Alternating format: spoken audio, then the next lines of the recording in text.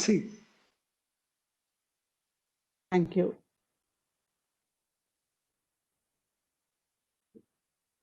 I would like to acknowledge my sources of inspiration, Bhagavan Sri Ramana Maharshi, whose Upadesaram we are currently studying, and Sri Narasimha Prabhuji, founder of Light of the Self, who is guiding me on the path of Atma Vichar.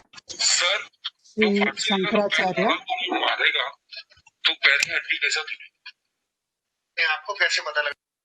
Excuse me.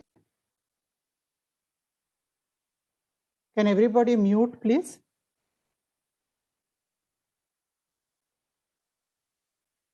Sri Shankaracharya, whose Advaita Vedanta is the basis for Upadesha Saram and for so many other concepts which are made very clear to us.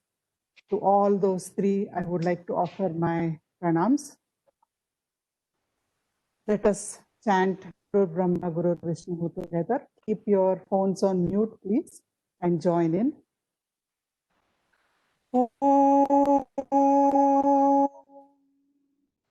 Guru Brahma, Guru Vishnu, Guru Devo, Maheshwaraha, Guru Sakshat, Parabrahma, Tasmai Shri Gurave Namaha.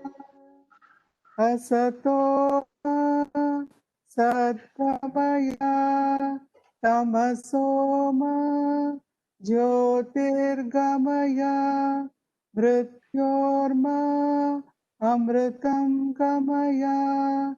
Om Shanti Shanti Shanti.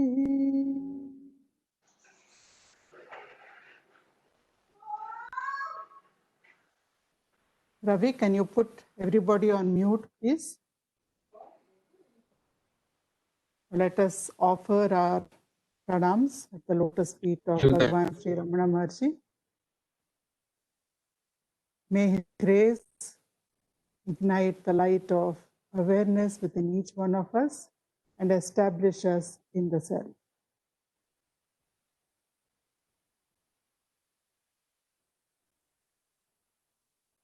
So we started with Shloka 20 and went on to 21 last time.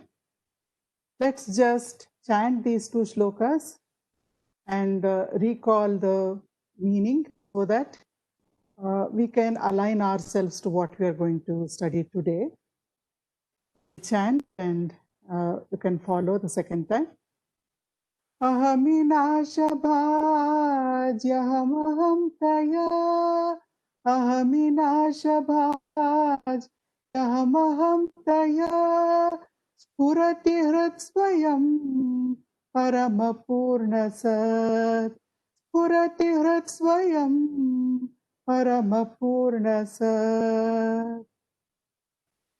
So Sri Ramana Maharshi said through this shloka, when the I thought or ego is destroyed, the supreme whole self-effulgent I reveals itself as reality or truth or existence in the spiritual heart. So here we see a distinction. Ego is called I because ego is not, it is discontinuous. Next shloka will show us how it is discontinuous. Whereas I, which is the self, is the foundation for everything. It is substratum for the whole of existence. And it is unbroken. It is continuous, self-effulgent. No other light is required to light up the self. The self lights up everything. So it's because of the self that the entire creation exists. So this we studied in the 20th shloka. As Sri Jankiram summarized, we also understood that self-knowledge or self-realization is not an experience like seeing lights in meditation, etc. It is not an event like the pratyaksha or the manifestation of your favorite Ishtadevata. It is not paranormal powers. Acquiring of paranormal powers could happen as a byproduct, but one should not focus on it, and one should not get confused that this is self-realization. Neither is it a state. Even the states of samadhi, especially nirvikalpa samadhi, while we are in state, we are the self, but because the ego has not been completely destroyed, when we come out of samadhi, we come back to a state of duality. So Bhagavan is telling us self-realization or self-knowledge is not something that we acquire, not something that comes and goes. It is a natural way of being for all of us. We looked at an example from Tagore's life. We looked at what the word nirvana means. Nirvana, nibbana, as it is known in Buddhism, is the extinction of the individuality, the small self. Self spelled with a small s. So once the small self is extinguished, the ego is extinguished, or the I thought is extinguished, all three are synonyms, then desires and attachments automatically fall away. And what is left is only the self. So we don't need to acquire something we don't have. We just need to drop what we don't need, that which is limiting us. The ego, the I thought, I am the BMI, that belief we need to drop. That is all that needs to be done in the sadhana of self-inquiry. We also looked at a quote from Sri Shankaracharya. We looked at quotes from Isha Upanishad. And then let's chant the 21st shloka. Idamaham pada bhikyamanvaham. Idamaham pada bhikyamanvaham. Ahamilinake yalaya sattaya. Ahamilinake yalaya sattaya. So this continuous I is indicated by the word I, because even when the I thought or ego dissolves temporarily and disappears in deep sleep, the real I still remains. So here Bhagavan is reminding us, I keeps changing in different states. The Mandukya Upanishad gives us a detailed idea of this. So in the waking state, the I is different. In the dream state, the I takes on a subtle body. In the waking state, it takes on the gross body. And then in deep sleep, the I thought it's in suspension. So it is under a state of temporary dissolution. When we wake up, it comes back. So because the I thought keeps changing and it also dissolves in deep sleep temporarily, whereas I, which is the witness, is present unchanged through all three states. So that is why Bhagavan indicates it as I-I to indicate the continuity of the self or the witness. So we looked at these examples of analogy of beads and string, etc. Then we looked at the Vishwarupa Darshana described in the Bhagavad Gita. This Vishwarupa Darshana, we understood, is nothing but the experience of the self, which includes everything in itself, which manifests as the world and the 5 sheets of consciousness. We also looked at the significance of Ganesh Chaturthi and the symbology of the origin of Ganesha and his form, and we linked it to self-knowledge. Okay, so now we come to Shloka 22. This is what we are going to begin the study today with. Let's chant it. Grahendriya pranaditamaha विग्रहेन्द्रिया प्राणधीतमः नाहमेकसत् तज्जडं ह्यसत् नाहमेकसत् तज्जडं ह्यसत्. So Sri Ramana Maharshi doesn't want us to remain with misconceptions, with misunderstanding about what the self is, what is the nature of the self or the I. If we ask that question, then Bhagavan is saying, don't get confused about what the self is. What should we not confuse it? He's saying, Vigraha. Vigraha means the form or the body, the gross body. Indriya, the senses. Prana, life force. Dhi, mind and intellect. Tamaha. Tamaha actually means inertia or ignorance. So here, Sri Ramana is talking about state of deep sleep, because in the state of deep sleep, we experience bliss. All of us experience bliss in the state of deep sleep. We love to get into the state of deep sleep. So peaceful, nothing bothers us, nothing of the waking world exists in the state of. But Ramana is saying you're not even the state of deep sleep, or the ignorance of deep sleep is not the self. None of these is the self. Tat jadam. Why are they not the self? Because they are inert, they are jada, they are dependent on the self for their existence. They don't have independent existence. We'll be looking at this in detail. Aham jad, sorry, he asat. Asat can be broken up as he asat. So all these, the body, the senses, the life force, mind and intellect, the Anandamaya Kosha or state of deep sleep, all of them are asat.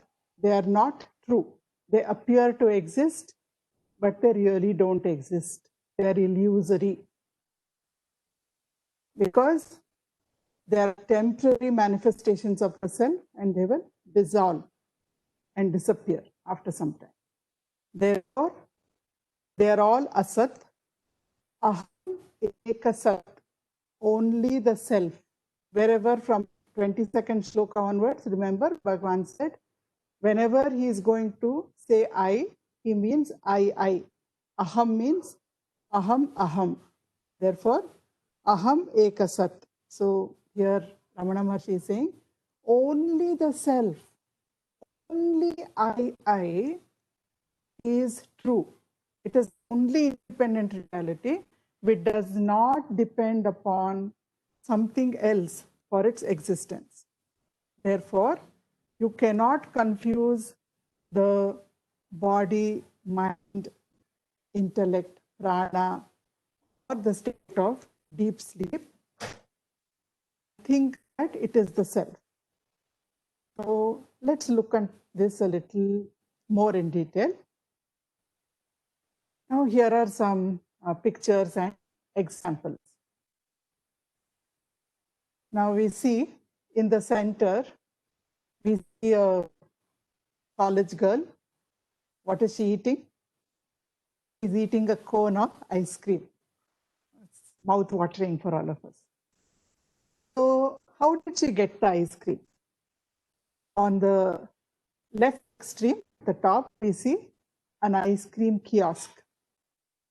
So this is something all of us have done. Imagine this very pretty college girl is just walking on the road, and then suddenly her eyes see the kiosk, her nose smells the flavor of ice creams that other people may be eating, her memory brings up the taste of ice cream, and then she thinks, okay, it's a nice time to have a cone of ice cream, so let me have some ice cream.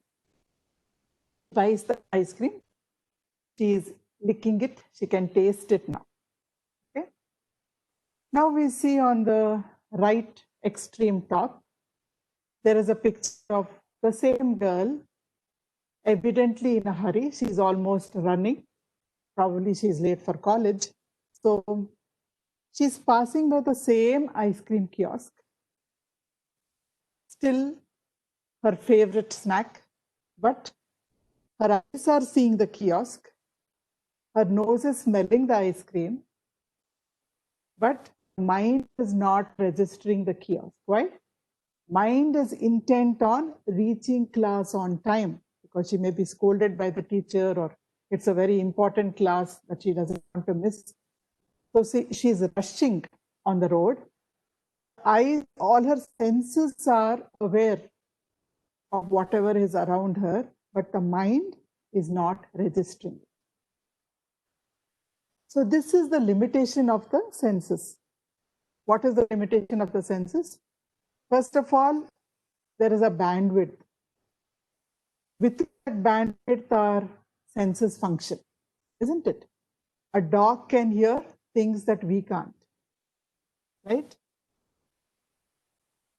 And a bat can hear things that we can't. So our hearing range is limited. Our sight range is limited. We can see only within a bandwidth of colors. We can't see infrared or we can't see ultraviolet. So if you go on analyzing each sense one by one, the bandwidth of our sense compared to other living creatures, many other living creatures, it is limited. It doesn't have that entire bandwidth. First, that is the first limitation. The second limitation, the senses depend upon the attention of the mind.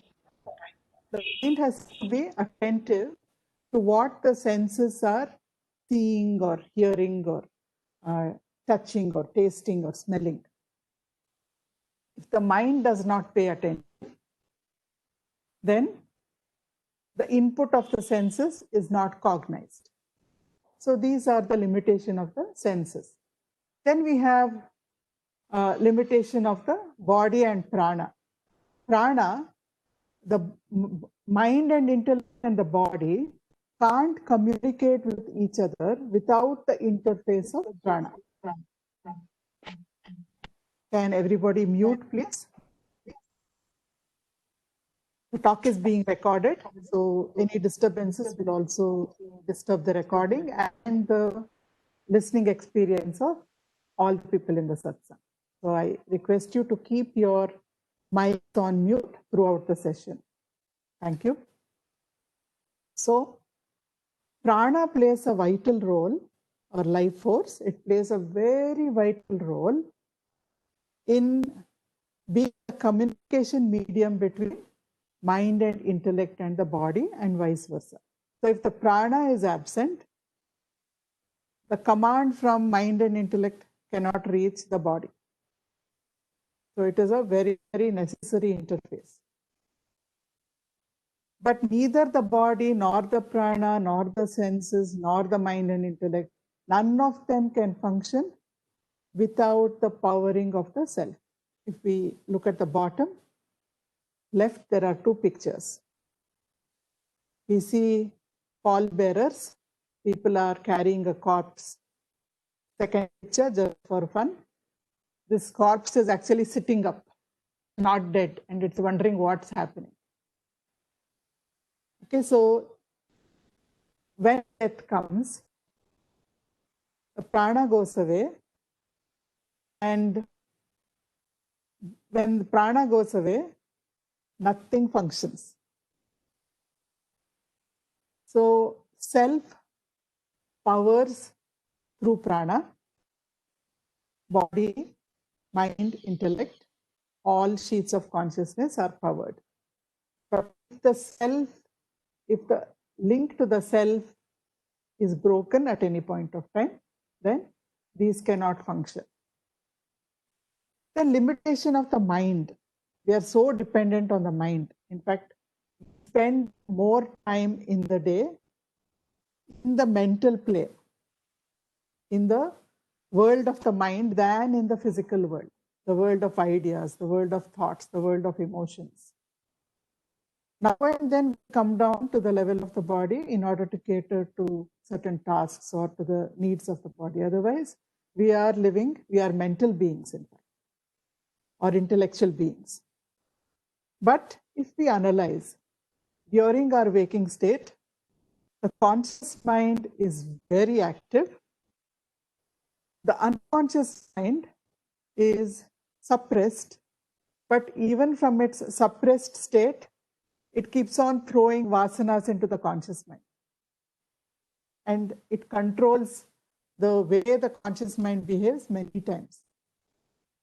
For instance, I'm in a meeting with a client, and whatever is happening in discussion is not at all very acceptable to me. I have determined that I'm going to be cool, I'm going to be calm, I'm going to be very professional. I will not lose my temper. But somewhere from the unconscious mind, the temper vasana, it erupts. In spite of all my resolutions, it will erupt to the conscious mind, and I will end up being rude to the client.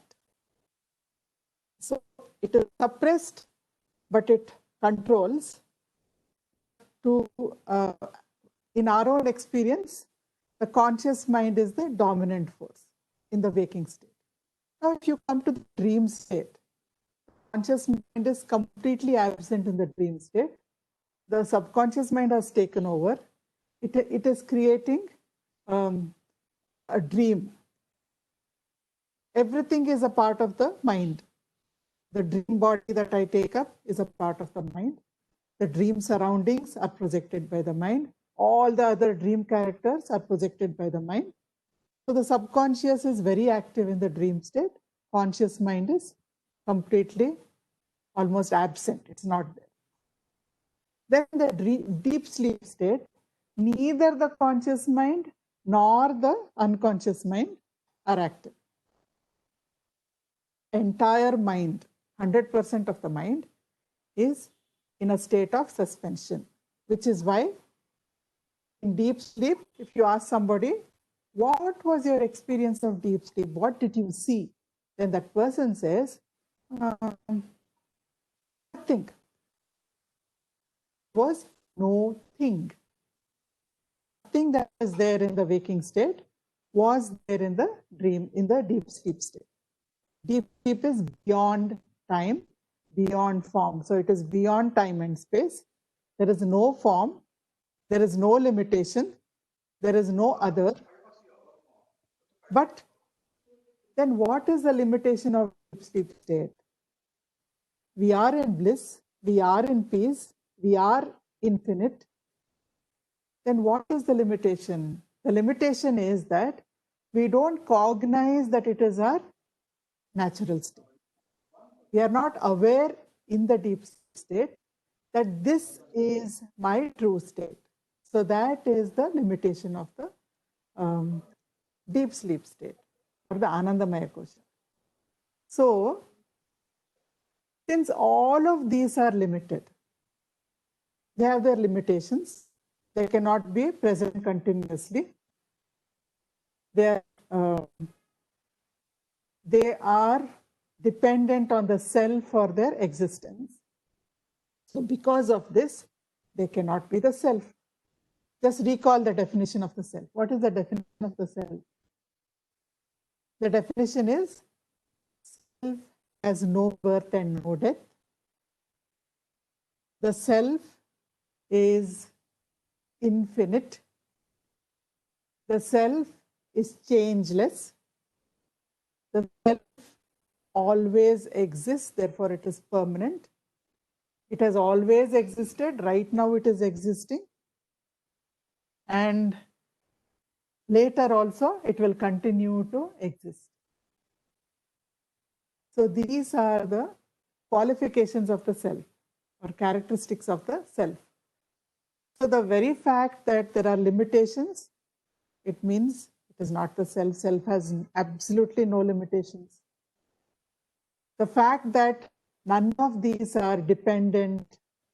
None of them are independent, I'm sorry. They're all dependent on the self for their existence. Therefore, they cannot be the self.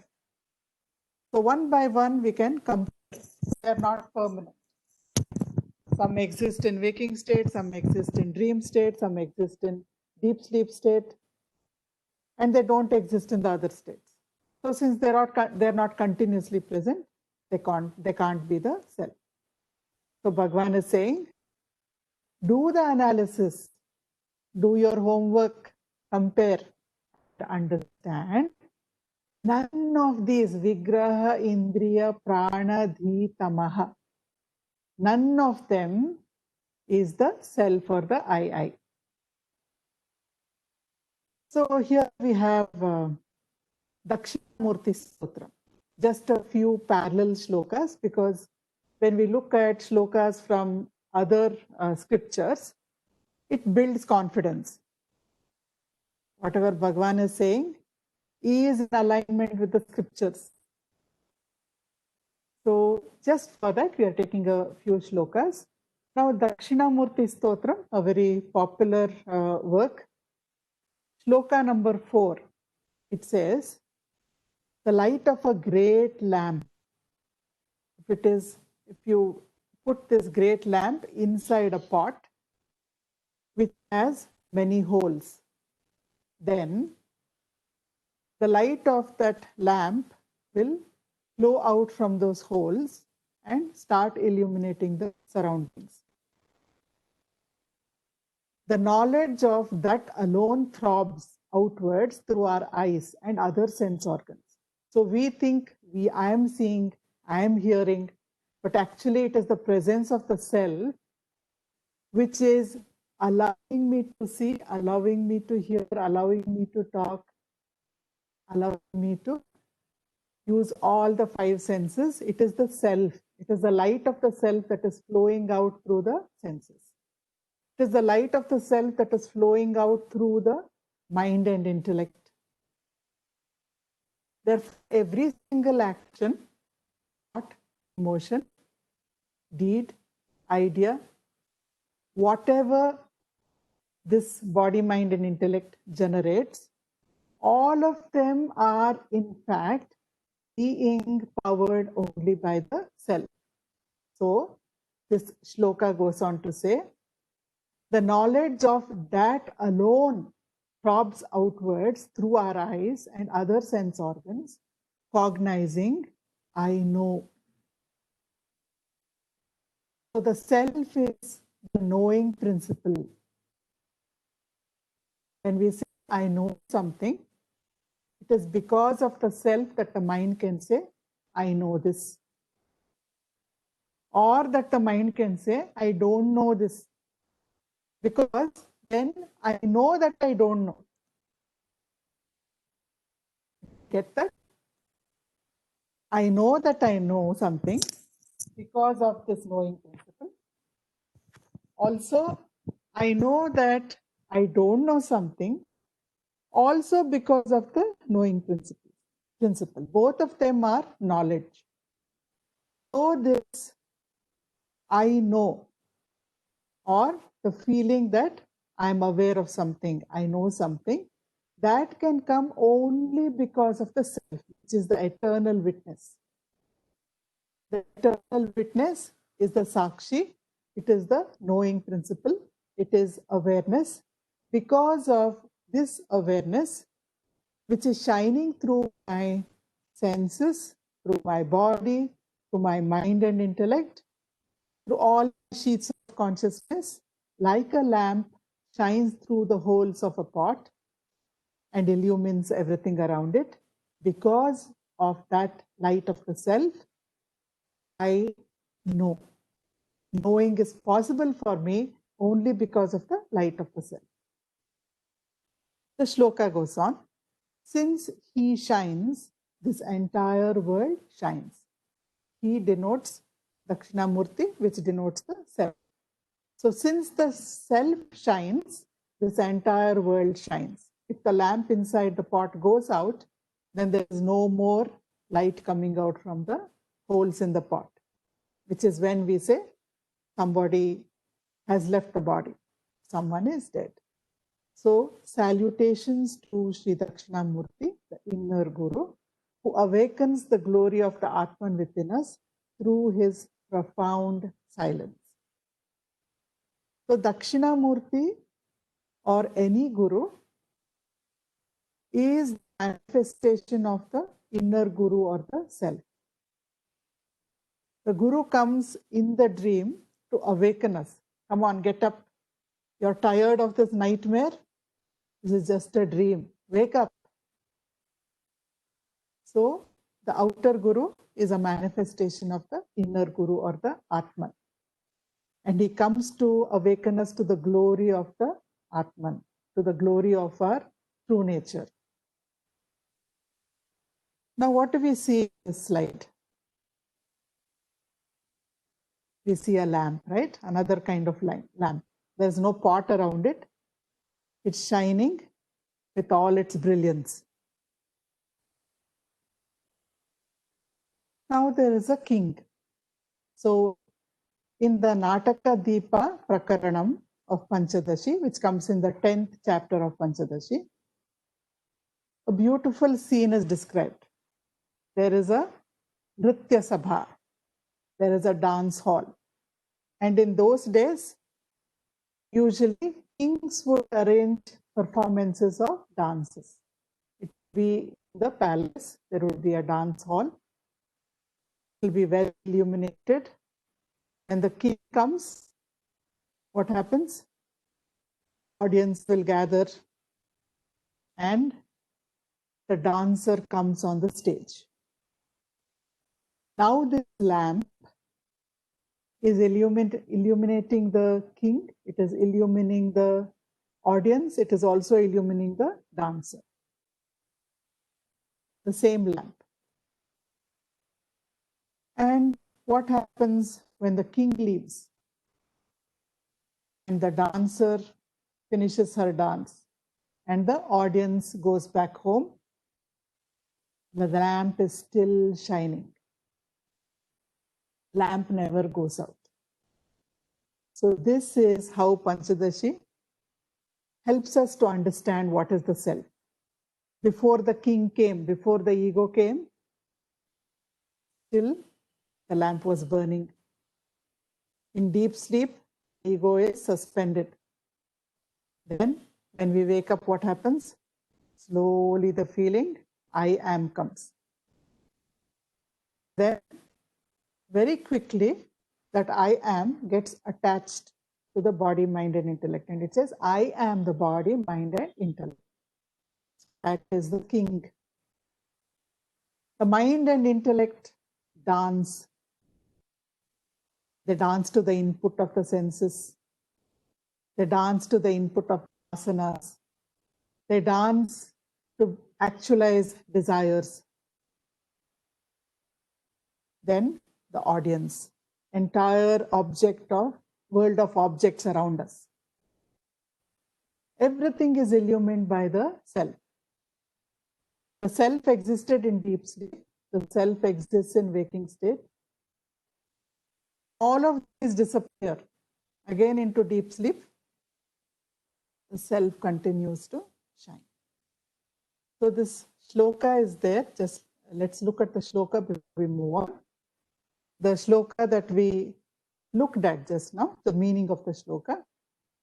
It says, Nritya shalasthito deepaha prabhum sabhyamscha nartakin deepa yeda sheshena tadbhave api deepyate. The light in the dancing hall uniformly lights up the patron, audience and the dancer. Even when they are absent, the light continues to shine. Then the next shloka. This was shloka 11. Shloka 12, very quickly we'll take a look. Ahankaram dhyam sakshi vishayanapi bhasyet ahankaradya bhavyepi swayam bhavatyeva purvavat. So the witness consciousness is again relating, he is relating the earlier analogy to what he actually means, to the symbology.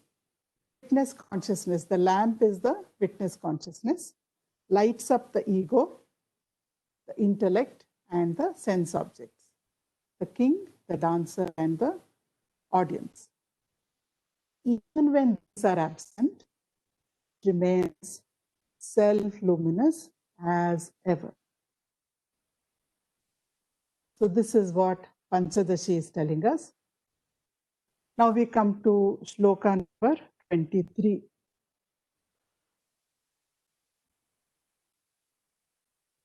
Let's chant it together. Sattvabhasika chitvavetara, Sattvabhasika chitvavetara, Sattaya hi chit, Chittaya hyaham, Sattaya hi chit, Chittaya hyaham.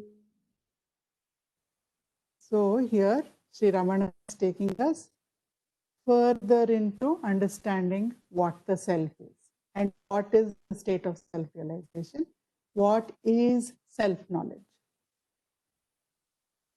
Sattva bhasika chitva vetara. Is there some other light to illumine existence other than consciousness? Sat Chit Ananda. We have heard that the self is defined as Sat Chit Ananda. They are not different from each other. Though we say Sat and Chit and Ananda, in fact, all three are the same. So here Bhagwan is asking, now you are talking about existence.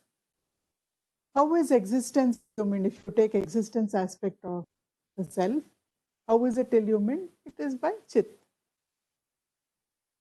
To relate this to ourselves, every single moment I am aware I exist, and I am aware that I exist. Can I separate that, those two things from my experience? Every single moment of life, the only thing I have a direct experience of, for which I don't need any proof at all, is that I exist and I am aware that I exist. They are two sides of the same coin. I cannot remove the feeling of awareness from the feeling of existence. Both of them coexist together. So, Bhagavan is saying, where is another thing to illumine existence than consciousness?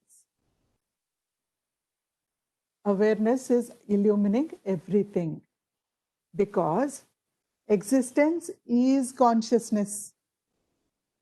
It is not different from consciousness, and I am consciousness. I am consciousness. It is not different from me. In other words, Bhagavan is saying, you cannot know the self, you can only be the self. I'll repeat it. You can't know the self, you can only be the self. You are that. Tat Tvam Asi. The Vedas don't tell us Tat Tvam Bhava. You become that. They never have said you become that. They're only telling you, you are that. Are that.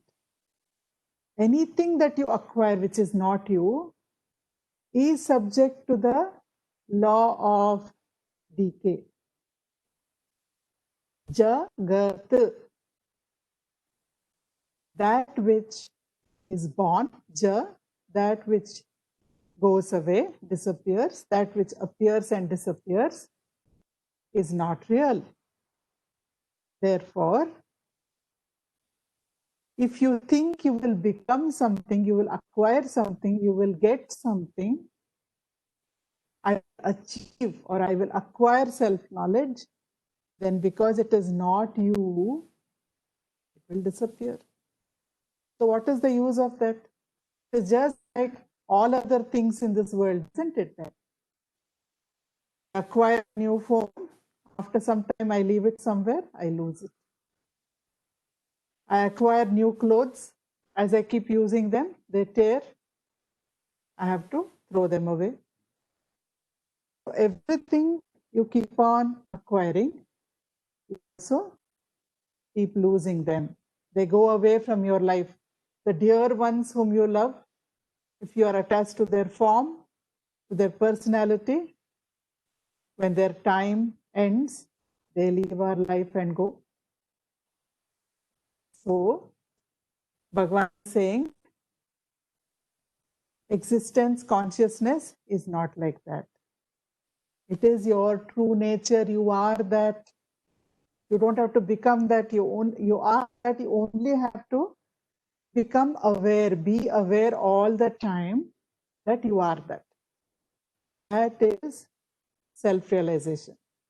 So that's what Bhagavan is telling us here. Now, the same thing is echoed by Drishya Viveka, Shloka 1. We see here, there's a flower, a beautiful yellow flower. Now, if there is a flower, we know that there is a flower only if we see it. Right? I will know that there is a beautiful flower. This beautiful flower has bloomed in my garden morning. I will know that only when I go out into the garden and look at it, or somebody tells me. But if I want to see it, I have to go into the garden and I have to look at the flower. So in this equation, the flower is the object, it is the seen, it is the perceived, and eyes are the seer. My eyes are the seer because my eyes are looking at the flower. So we have the seen as the flower and we have the eyes as the perceiver or the seer. We just said if the inputs of the senses are not cognized by the mind, then they are not registered. The mind has to recognize, the mind has to register. So we come to another equation. My eyes are the seen, my eyes are the object that is perceived by whom? My mind. If we are in a hurry to go somewhere, like that college girl, this beautiful flower is there, it is right by my gate, but my eyes see it, but my mind does not register because I'm thinking of something else, or I'm just absent-minded, maybe not even in a hurry. I'm just thinking of something, and I'm walking out through my gate, and this beautiful flower is just there by the gate, but my mind doesn't register. So the flower is seen by the eyes. The flower is the object. The eyes are the subject. The eye is the seer. Then the eyes become the object and the mind becomes the subject. The mind sees what the eyes are seeing. Mind perceives. So we come to the second equation. We have the third equation. The mind to recognize what the eyes are seeing, mind has to be powered. If the mind is not powered by the self, I will not see, the mind will not cognize, that entire entire equation will disappear. So without the power of the self, which is the substratum, none of my senses can function, and mind and intellect cannot cognize, register, analyze, make decisions. That entire process is possible only because of the power given by the self. So this is the shloka.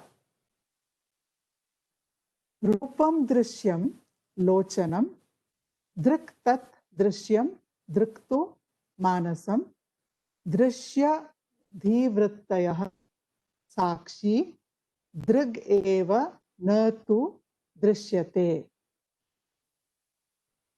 The form is the seen and the eye is the seer. The eye is the seen and the mind is the seer.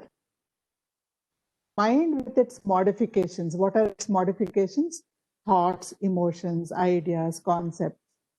The mind with its modifications is the seen and the witness or the self is the seer. But the witness is not perceived by any other. We have stopped the equation at the seer, at the self or the witness, because there is nobody else to see the seer. The equation stops there. The ultimate seer is the witness of the self. So Bhagavan is reminding us of that, and in Drik Drishya Viveka also this is echoed. Now I just want to look at this story from the Puranas.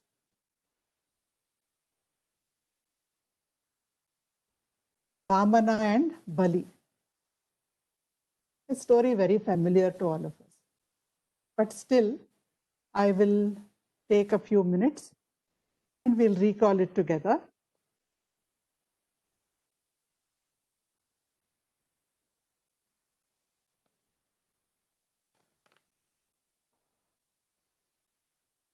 Now, sage Kashyapa had two wives, Diti and Aditi. And the Puranas tell us that from Aditi, all the gods were born. And from Diti, all the demons were born. All the Asuras were born from Diti. Suras were born from Aditi. So in this context, Indra, who was a son of Aditi because he is a god, he was ruling his kingdom when Mahabali Chakravarti, Mahabali was a Asura king, he became very powerful. He came and defeated Indra and occupied his kingdom. So when he occupied this kingdom, Aditi, who was the mother of Indra, she started feeling very sorrowful. Now, Mahabali has come and my son has been dispossessed of his throne. What will happen to him? What will happen to all the gods because they've become powerless now? Asuras are in power. What will happen to creation in this kind of chaos? So she's in great sorrow. And her husband, Sage Kashyapa, who is meditating in the Himalayas, he is able to feel that one of his wives is in distress. So he comes and he understands the distress and he teaches her a kind of vrata, a kind of ritual. And he says, you perform it with complete devotion, with complete faith, always thinking of Lord Narayana or Vishnu, and the Lord will appear in front of you. You put your problem in front of him and ask him for a solution. So Aditi performs this ritual with a lot of devotion and Narayana appears, Lord Vishnu appears. But Aditi is so overcome with devotion, with surrender. She, other than greeting the Lord, she is not able to vocalize what she wants. She's just standing there, mute. And then Lord Narayana says, Aditi, your devotion is great. Even though you don't speak, I understand what is in your mind. I know what you want. You're worried about your son Indra. You're worried about your children, all the gods. You're worried that creation will be disrupted by the rule of the Asuras. So, I promise you that I myself will be born in your womb. I, Mahavishnu, will be born in your womb as your son, and I will take care that Indra gets his throne back and all the gods are empowered again. So he is born through Aditi. We can see in the first picture on the left. That's the small boy. He's called Vamana Murti because he's so small. He's tiny and cute. They call him Vamana Murti, but his radiance, his effulgence cannot be measured. He's so radiant, he's so effulgent. And he becomes very popular. Then on the other side, Mahakali, he starts a yajna. So in this yajna, he has to give away his possessions, or he has to grant the wishes of anybody who comes and asks him at that time. As it is, Bali by nature, he is very generous. He is very honest. Though he had many asuric qualities, his honesty and his generosity were well known by everybody. So one by one, people come and they ask him for things and he gives it to them. And he has made a vow, I will not refuse anybody who comes and asks me for anything during this yajna. He is being assisted by Shukracharya, his guru, the guru of the Asuras. And during this yajna, Vamana walks in, a diminutive, tiny little Brahmin boy carrying an umbrella and a kamandalu, so radiant, so effulgent. The minute he comes into the gathering, everybody else is overshadowed. Even though he's so small, imagine Asuras are so huge. This tiny little form of the Lord overshadows everybody. And so Vamana comes in and Bali welcomes him. A Brahmin has come to his yajna. With all respect, he welcomes him and he says, tell me, what can I give you? Can I give you wealth? Can I give you a house with all comforts? Can I give you cattle? Can I find a bridesmaid for you? Tell me what you want. I will give it to you. But Shukracharya, his guru, he can see this tiny little boy is none other than Vishnu. He has come to destroy Bali. He has come to reinstate Indra in his throne. So he tells Bali, Bali, don't promise him anything. Don't agree, don't promise, don't give him. Bali says, no. I'm sorry, you are my guru. You have brought me to this wonderful state where I rule so many kingdoms. It is by listening to you that I acquired all this. But in this one thing, Gurudeva, I cannot follow your words because I have to be true to my word. I have promised that I will give anybody who comes whatever they ask. And I have to keep up my word. That is my dharma. Therefore, I'm sorry, I cannot listen to you. Then Shukracharya says, you will lose everything, Bali. All that you have acquired till now will be lost. Bali says, so be it. And he asks Vamana, what do you want? And Vamana says, I don't want much. Very ironical, no? He's saying, I don't want much. I want only 3 steps of land. And Bali is trying to convince him, you are a little boy, you don't have any worldly sense. What will you do with 3 steps of land? Ask for more. Ask for enough land to sustain your life, your livelihood. Vamana says, no. Be content with what I can get. I want only 3 steps. Will you give it to me? And Bali says, yes, I will give it to you. Come on, take your 3. So the first step, we know that Vamana takes entire Bhumandala. He grows and grows and grows and grows. Every bit of the universe is occupied by Vamana, who is no longer a dwarf. He has grown larger than the universe. The first step is on earth. The second step encompasses all the subtler worlds. And the third step, he asks Bali,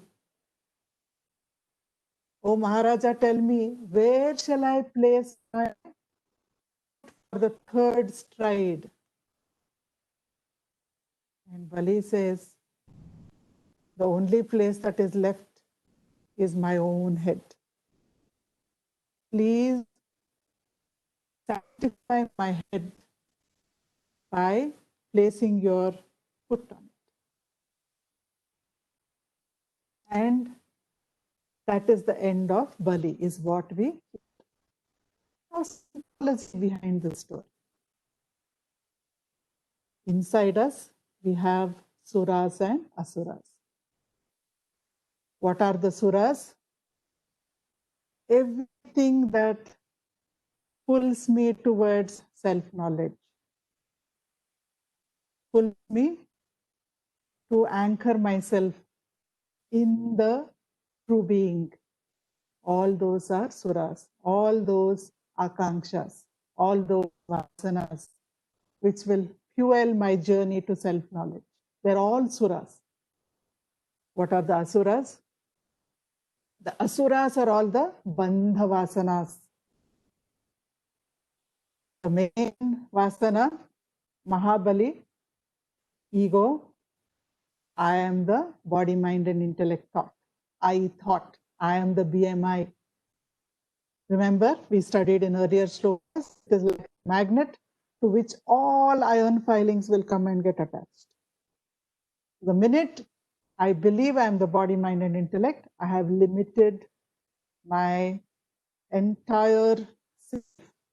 I have cut myself off from the infinite. I have become very finite, very limited. And I think pleasures of more and more objects, more and more things, actualizing my desires, increasing my power, that will bring me happiness. What did Bali do? He went on acquiring more and more kingdoms. He dispossessed the dharmic ruler Indra.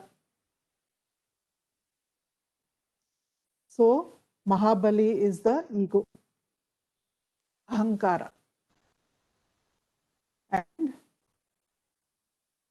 Vamana, Shukracharya, who was urging him not to listen to Vamana, not to grant boons to Vamana.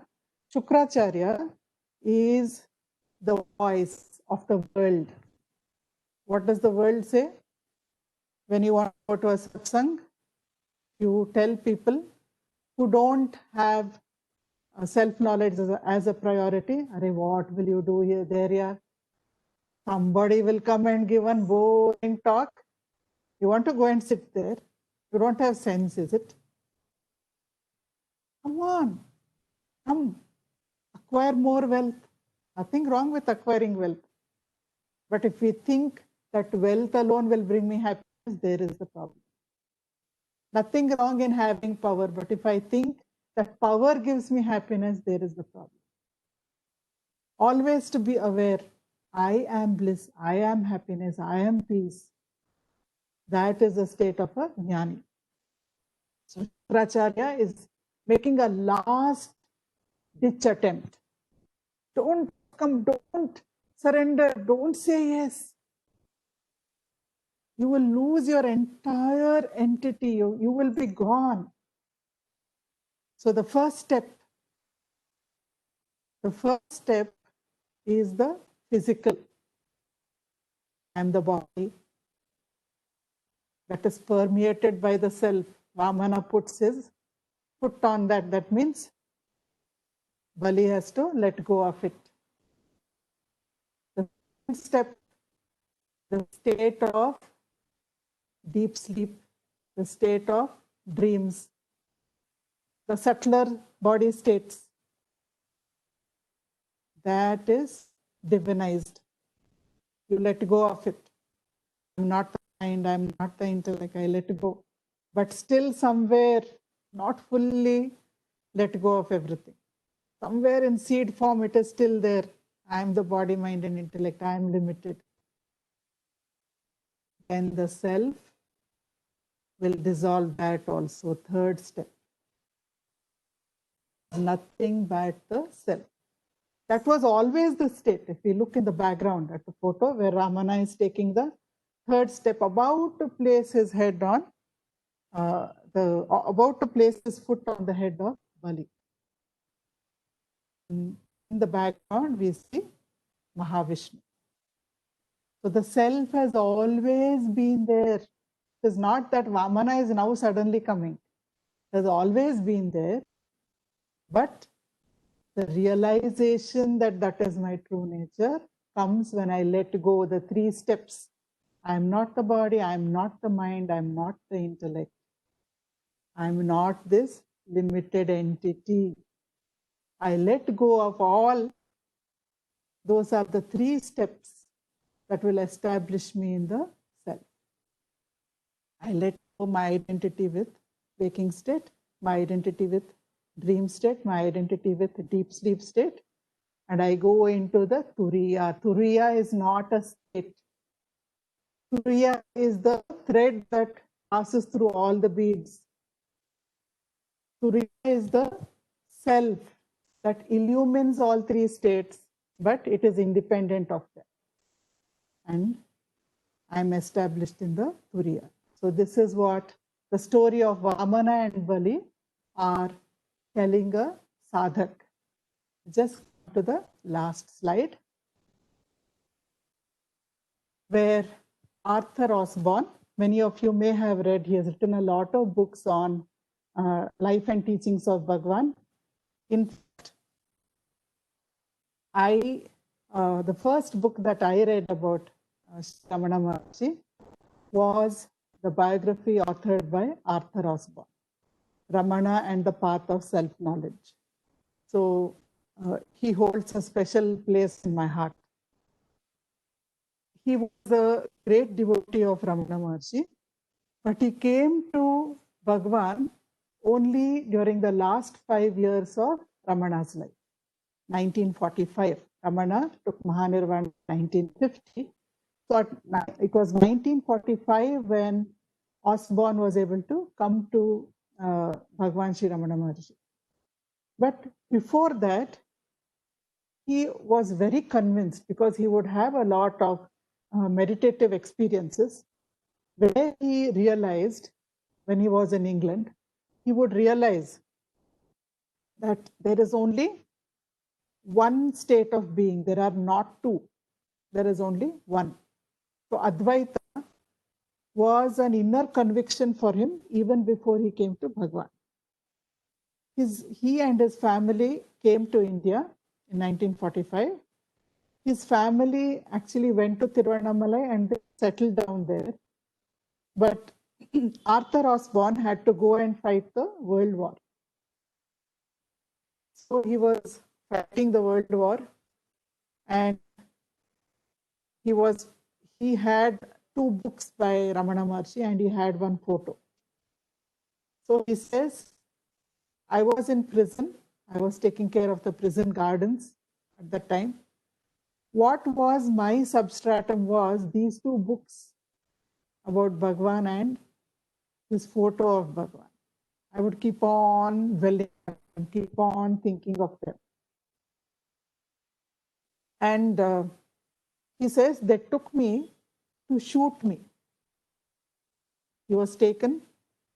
He was a prisoner, so he was taken, and there was a squad standing all around me, ready to shoot him. He closed his eyes and he accepted the inevitable. And he says, at that time, I did not pray also, but the photograph of Bhagavan that I had been looking at every day, that photo came into my mind. The form of Bhagavan came into my mind. That's all. And suddenly, I didn't hear any shots. So I opened my eyes and I saw, they said, not shoot you today. And they took him to a concentration camp. So for 3.5 years, he was in a concentration camp. He went through very bad forms of torture. He says the only thing that kept him sane in the camp was the thought of Bhagavan, was the thought that my entire family, my wife and 3 children are there in Tiruvannamalai under the refuge of Bhagavan, and that Bhagavan is there with me. I may not have seen him, but he is there with me. So finally, he was released from the concentration camp and he came to Tiruvannamalai. But when he came, his wife Lucia, she came running to Bhagavan and she said, Bhagavan is so disturbed. He's not like the old Osborne. He's not like the old Arthur. He's so disturbed inside. He's just like a shell of himself. Bhagavan said, don't worry. Every day, morning and evening, bring him here. Let him sit in a place where I can look at him. That's all. Don't worry. So every day, Lucia would bring Arthur Osborne and make him sit in front of Bhagavan. And Bhagavan would now and then be looking at him. This passed for many days. And then slowly, Arthur Osborne started healing. He was healed. More and more he felt complete. More and more he felt healed. Then he says, one day, I was sitting there where Bhagavan could see me. And I was looking at him. And then suddenly, Bhagavan's luminous eyes pierced into me, penetrating intimately with an intensity which I cannot describe. Then, from within me, there arose a quietness, a depth of peace, and an indescribable lightness and happiness. He says that was my first initiation, just by the gaze of Sri Ramana Maharshi. And this initiation and its consequences changed the course of his spiritual life. Till then, he had been doing various kinds of sadhana. But suddenly he found he is not able to do any of them except self-inquiry. So he was disturbed and he asked Bhagavan, this is happening. Should I drop them? Bhagavan said, yes. All other methods only lead to self-inquiry, and drop all the other methods and pursue only self-inquiry. So Arthur Osborne was rooted in the practice of self-inquiry, giving up all things except those which lead to self, except those which are necessary for self-knowledge. He gave up everything. He earned his livelihood. Give up means, it doesn't mean he took sannyasa. He had to earn a livelihood. He stayed in Chennai.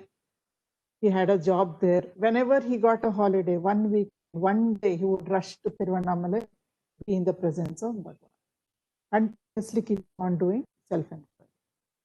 So after the death of Bhagavan, when Bhagavan took Mahanirvana, Osborne authored many books on the life and teachings of Bhagavan. So in a way, we can say he's a modern mouthpiece, one of the modern mouthpieces to spread the message of Bhagavan into the Western world especially, and now of course everywhere. So it is very important for us to realize that the self is not any of the instruments.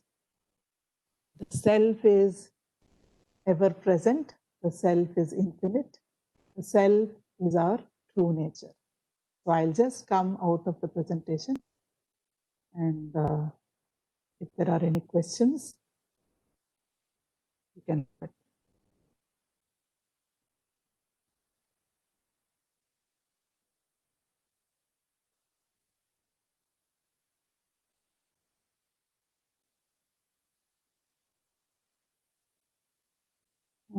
We have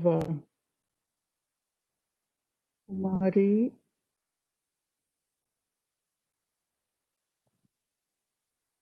They're saying, "Dear Mrs. Vaniji, request you to kindly help me enroll for satsang." Okay. That is not related directly to this. Thanks for clarifying the limitations of the senses, body, prana, mind, and nescience. These differences and limitations are quite difficult to comprehend in our own meditation during our daily life. The example shlokas and anecdotes will help in our analysis during our meditation.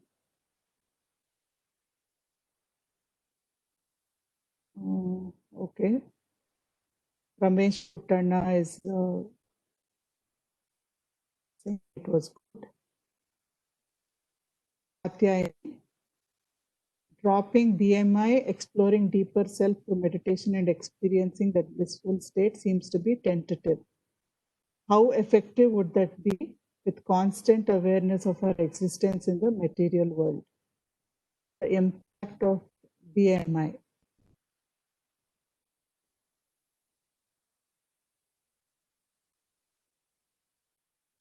Okay. Actually, even during previous sessions, we have dealt with this question.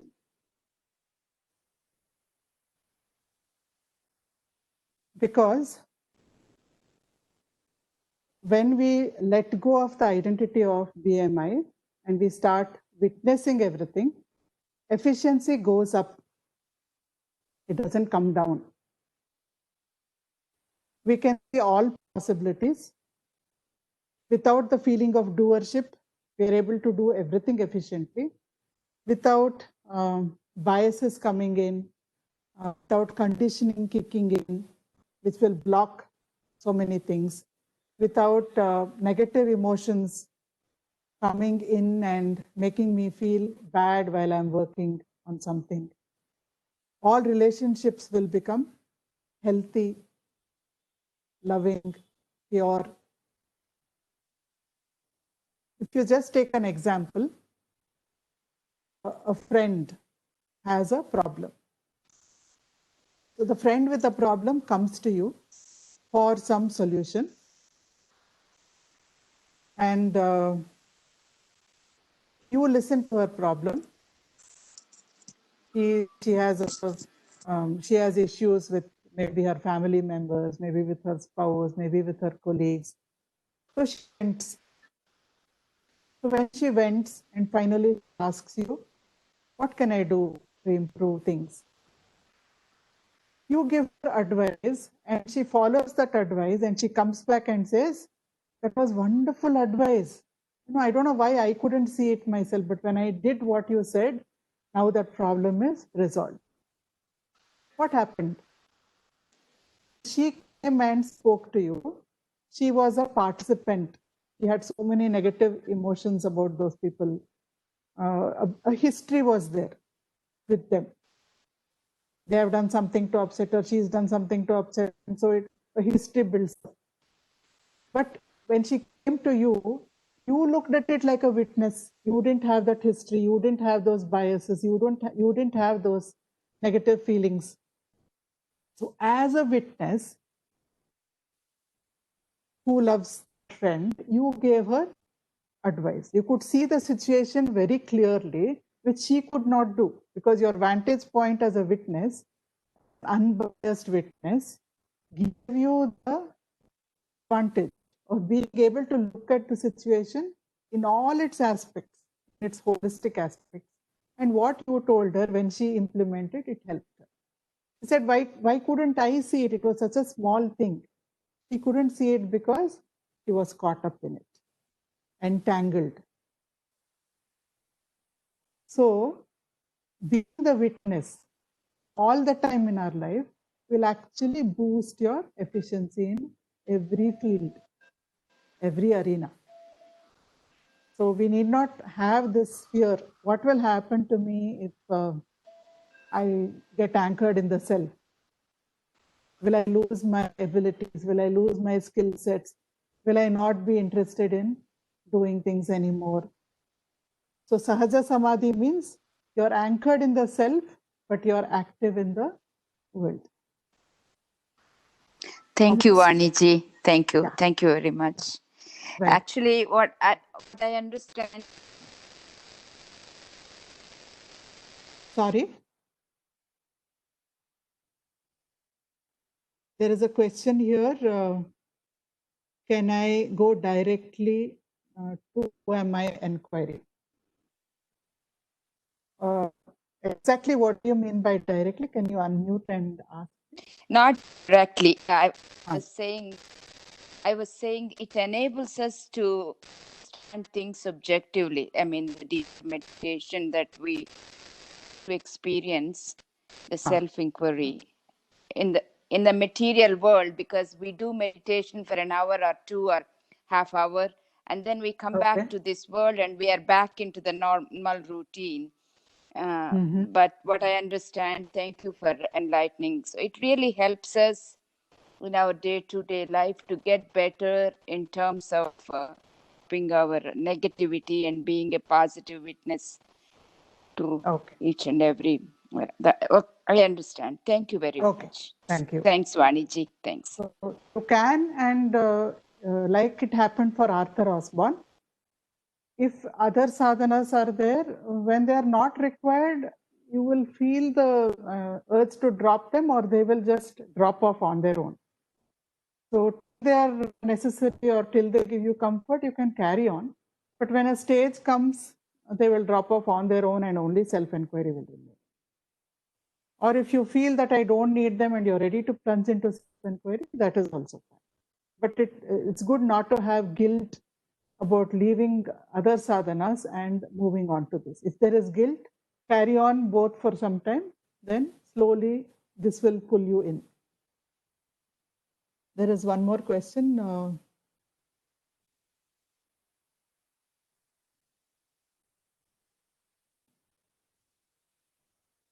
Amidst worldly things, how can I practice self-inquiry? So you can, actually, the entire day is an opportunity to practice self-inquiry. Because the minute you keep on withdrawing to witness state, it can be done anytime. You're cutting vegetables, you're between tasks, or suddenly anger comes up, then you can remember who I'm not anger, who is angry, then who am I? Then you become the witness. So each time, whenever you are aware, you can withdraw either to I am state, which is again nothing but witness state, or by asking for whom is this thought, for whom is this emotion, who am I? You can go into witness state. Nobody else needs to know what is happening inside you. You don't have to verbalize to them, I'm doing this, or every time I get an opportunity, I do this. It's not required. You can just carry on doing it. Slowly, over a period of time, you will start feeling a difference. You feel more empowered when you're doing this. Please brief of point first lamp example was conveying. Can you just unmute and ask, please?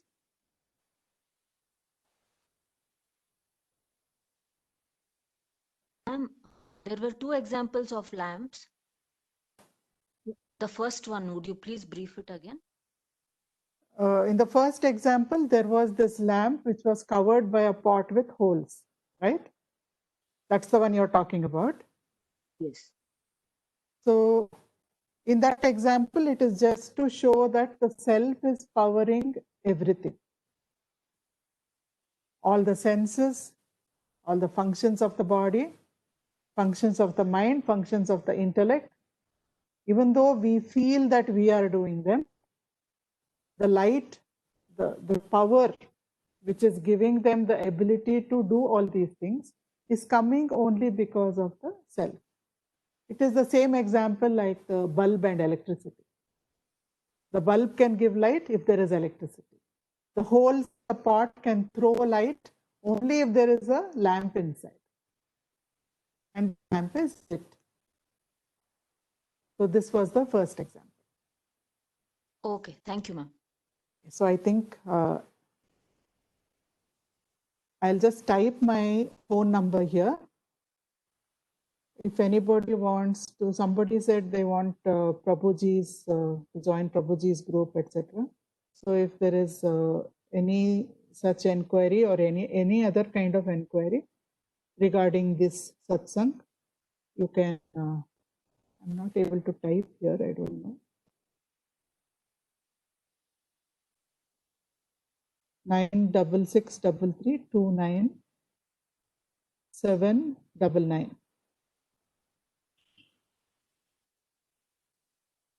I don't, it's not coming. It's Are you on WhatsApp, Vaniji? I'm on WhatsApp. I'm not able to type here. It's not coming. So you can note it down. 9663329799. If you have anything, you can WhatsApp me. So let's meditate for a few minutes before we end. Vaniji, can you please repeat one more time, please? 9663329799. Thank you. Thank you. So let's sit with our spine erect. Take a comfortable meditative position. Everyone mute, please. Keep your devices on mute because otherwise meditation will become disturbed. Close your eyes.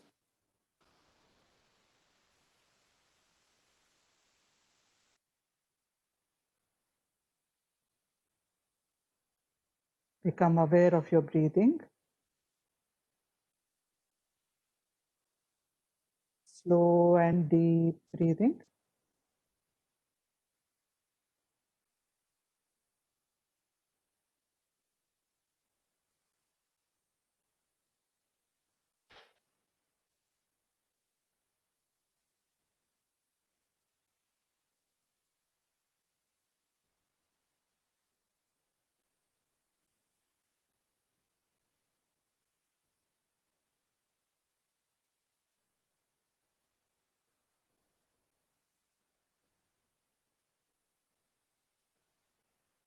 Gentle awareness.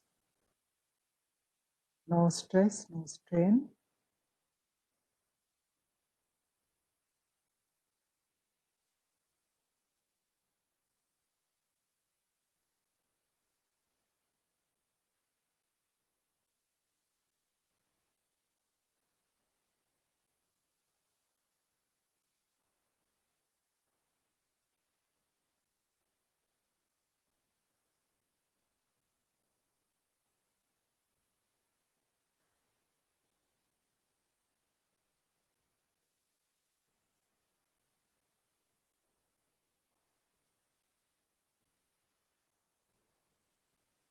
Feel your mind becoming quiet and peaceful.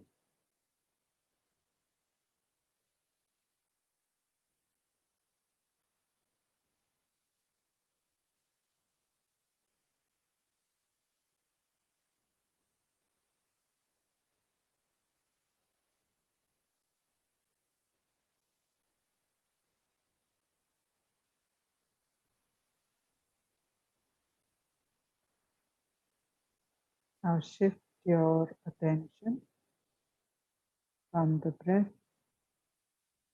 to the watcher of the breath, who is watching the breath.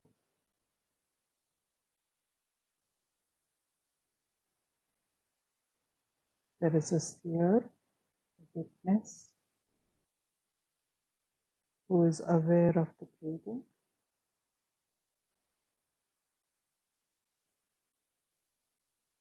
Instead of focusing on the breathing itself, your focus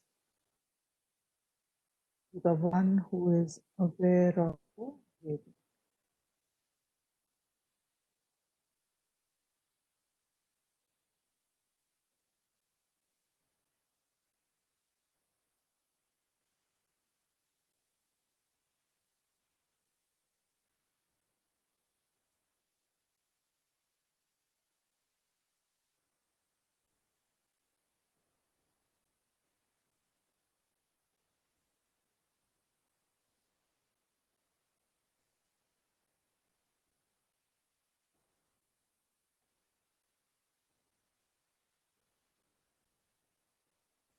Stay there.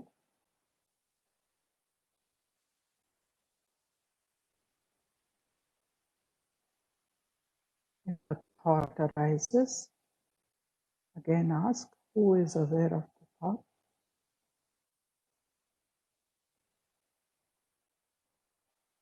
That will shift your attention back to the witness.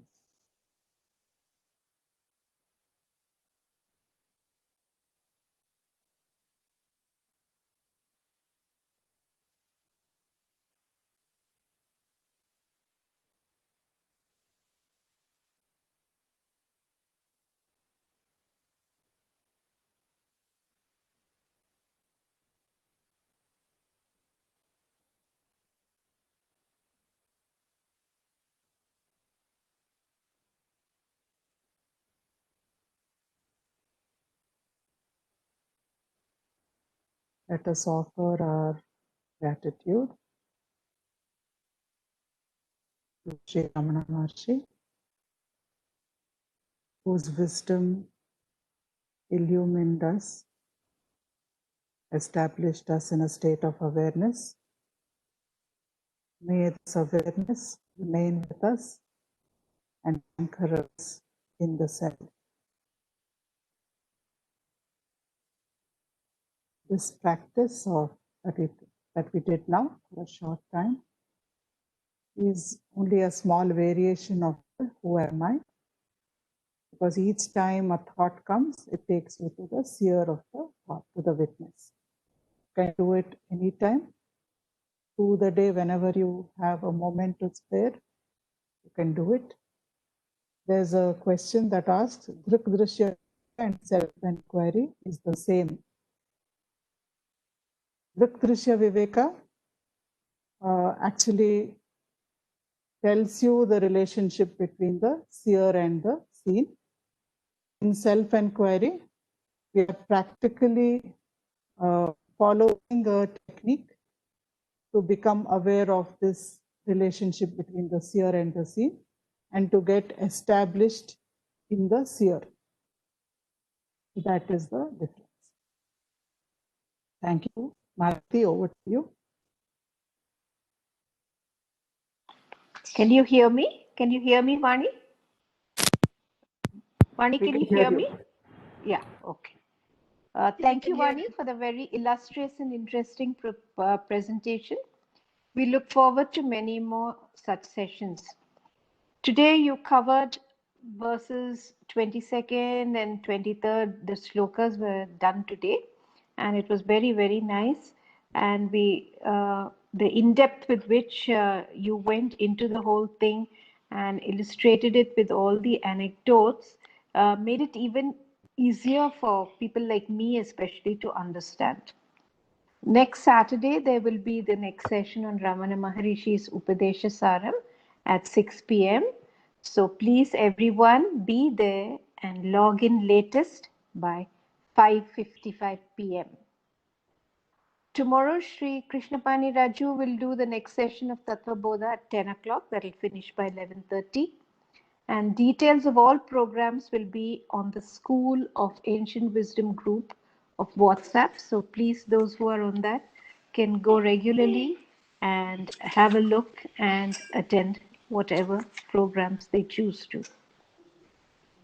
Now I shall recite Loka Samasta for everyone who may be going through any distress of any sort, anyone physical and emotional, and We will also pray for those who are in hospital and who are in isolation and quarantine at home.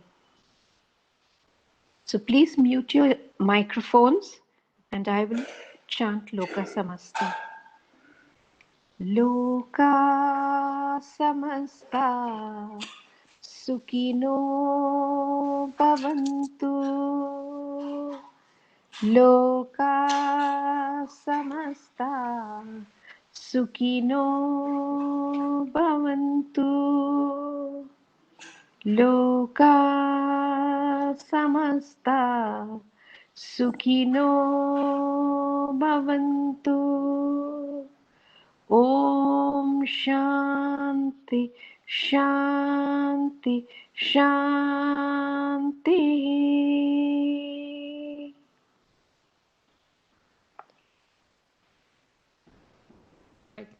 I'd like to tell everyone that next Thursday's satsang, we have a very interesting person, Rohini Chakravarti, and she will be talking on Saundarya Lahari.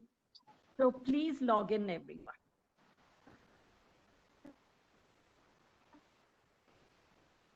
This will be at 6:30 on Thursday. Yes, 6:30 on Thursday. 6:30 p.m. till 8. Exactly.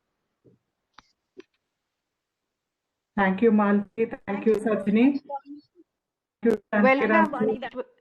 It was a pleasure. It was a pleasure. And thank you, everybody. Thank you, everybody. Thank you. Thank you, Vaniji. Thank you for a beautiful session. Thanks. Thank you. Thank you once again. So, see you Thank next you. week. Bye.